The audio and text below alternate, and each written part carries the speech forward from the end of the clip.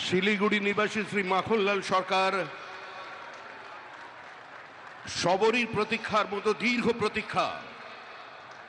Bharat Keshari doctor Shyamaprasad Mukherjee, যিনি ভারতের সংবিধান এবং ভারতবর্ষের অখণ্ডতার জন্য এই বাংলায় জন্মগ্রহণ করে নিজের প্রাণ দিয়েছিলেন, যাকে কাশ্মীরের জেলে রহস্যজনকভাবে কার্যত খুন করা হয়েছিল, এবং তার সেই যাত্রার যিনি সহযোগী ছিলেন, সেই মাখনলাল সরকার ৯৭ বছর বয়স হয়েছে তার, তিনিও আজকের দিনে আমাদের এখানে এসে উপস্থিত হয়েছেন।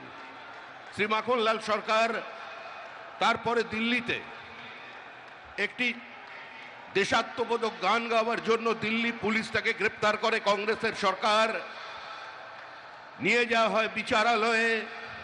বিচারপতি বলেন তার উকিলের পরামর্শে যে ক্ষমা চান